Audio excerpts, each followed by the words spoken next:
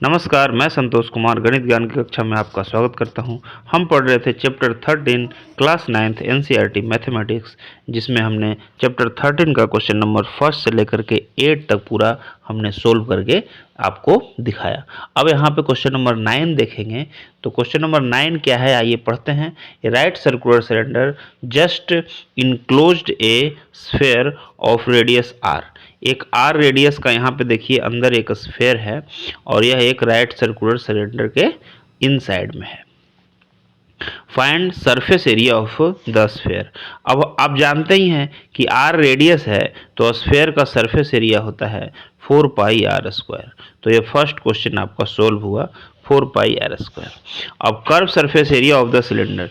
Cylinder का curve surface area क्या होता है अगर आर उसका रेडियस हो। अब देखिए यहाँ पे इस सिलेंडर का हाइट कितना हो जाएगा।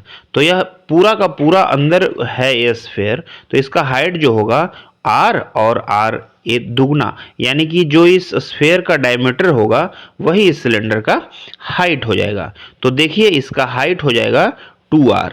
तो हमने यहाँ पे हाइट लिख दिया 2r और इसका रेडियस हो गया r। तो curve surface area of cylinder क्या होता है, 2 पाई आर इंटू एच। अब यहाँ पे h की जगह पे 2r लिख देंगे, तो 2 पाई आर इंटू 2r। तो इस तरह से ये हो जाएगा, 2 से 2 मल्टीप्लाई होगा, 4 पाई आर स्क्वायर। तो देखिए दूसरे क्वेश्चन का आपका सॉल्यूशन यहाँ पे मिल गया और ये आंसर आया 4 पाई आर स्क्वायर। तो फर्स्ट हमने सोल्व कर लिया, जो होता है आपका फर्स्ट हो गया 4 पाई आर स्क्वायर। अब curve surface area of cylinder भी हो गया 4 पाई आर स्क्वायर। अब थर्ड हम देखते हैं ratio of area of tent in 1 and 2। अब इन दोनों का रेशियो क्या होगा, दोनों बराबर है, तो 4 pi R square divided by 4 pi R square. तो ये दोनों कैंसिल आउट हो जाएगा, 1:1 हो जाएगा। तो 1:1 आपका ये थर्ड का आंसर आ गया। देखिए आप अगर इसको औपचारिक तौर पे करेंगे तो कैसे करेंगे। Surface area of the sphere जानते हैं 4 पाई आर स्क्वायर, हाइट हो गया 2r, तो रेडियस हो गया r। अब इस सिलेंडर का जब निकालेंगे surface area, curve surface area, तो h की जगह पे हमको 2r लिखना होगा और यह 4 पाई आर स्क्वायर के ही बराबर हो जाएगा। और इस तरह से दोनों का रेशियो जब निकालेंगे थर्ड क्वेश्चन में, तो यह होगा 4 pi R square divided by 4 pi square. तो ये 1:1 आपका आंसर आ जाएगा। तो हमने देखिए यहाँ पे क्वेश्चन नंबर 9 को भी पूरी तरीके से सोल्व कर लिया। इस प्रकार से आपका एक्सरसाइज 13.4 पूरा का पूरा कंप्लीट हो गया। आप पीछे मेरे चैनल को सब्सक्राइब करके और सारे वीडियो में देख सकते हैं। क्वेश्चन नंबर फर्स्ट से लेकर के 8 तक चैप्टर 13 का एक्सरसाइज 13.4 ही नहीं बल्कि पूरा चैप्टर नंबर फर्स्ट से लेकर के अभी तक 13 तक जितना हमने पढ़ाया है सब आप हमारे चैनल पे सारा कुछ आप देख सकते हैं। और सिलसिलेवार ढंग से एक के बाद एक जब आप पढ़ेंगे तो आपको यह पूरा तरह से जानकारी में आपका आ जाएगा। आगे क्या पढ़ना है ये देखते हैं।